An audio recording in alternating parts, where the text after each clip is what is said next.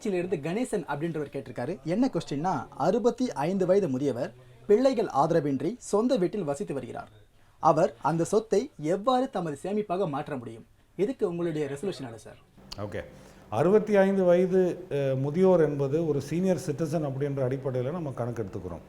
இந்தியாவில் 2007ஆம் ஆண்டு reverse mortgage என்ற ஒரு கான்செப்டை வந்து வங்கிகள் மூலமாக அறிமுகம் செய்கிறது. ஆனால் இது பெரிய அளவில் ஒரு பாப்புலாரிட்டி அடையவில்லை என்று தான் கூற வேண்டும்.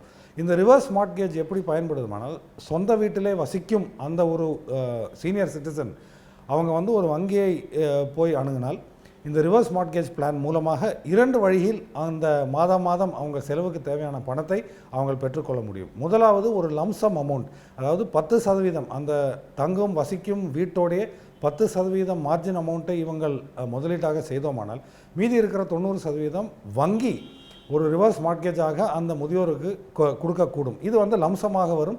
இது வந்து நம்ம டெட் ஃபண்ட்ஸ் அல்லது வேறு ஏதாவது ஒரு மந்த்லி ரிட்டர்ன் பிளானில் நம்ம போட்டு விட்டோமானால் டெஃபினட்டாக மாதந்தோறும் அந்த செலவுக்கான பணத்தை நம்ம பெற முடியும். இரண்டாவது ஆன்யூவிட்டி பேசிஸ், அதாவது காப்பீடு நிறுவனங்கள் மூலமாக இது வந்து இந்த ரிவர்ஸ் மார்ட்கேஜ் ஸ்கீமை நம்ம செய்ய முடியும். அப்படியானால் என்ன நடக்கும்?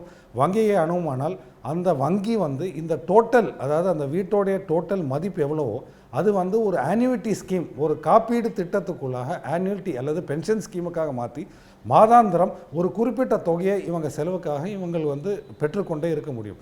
ஆனால் ரிவர்ஸ் மார்ட்கேஜோட நெகட்டிவ் போர்ஷன், அதாவது ஒரு நெகட்டிவ் போர்ஷன் என்று கூறுமானால் அந்த காலகட்டம் முடிந்த பிறகு, அதாவது அந்த ரிவர்ஸ் மார்ட்கேஜோட டென்யூர் 20 ஆண்டு காலம் அல்லது 15 ஆண்டு காலம் முடிந்து விட்டோமானால் அந்த பெரியோருக்கோ அவரை சார்ந்தவருக்கோ அந்த வீட்டு வந்து சொந்தமாக இருக்காது என்றது ஒரு நெகட்டிவ் ஃபேக்டர். இதனாலேயே நம்ம நாட்டில் இந்த ரிவர்ஸ் மார்ட்கேஜ் பிளான்ஸ் வந்து பெரிய அளவில் ஒரு பாப்புலாரிட்டி அடையவில்லை. பட் அவங்களுக்கு வந்து இந்த கேட்ட கேள்விக்கு இதுதான் ரொம்ப சிறப்பான ஒரு முடிவாக இருக்க முடியும்.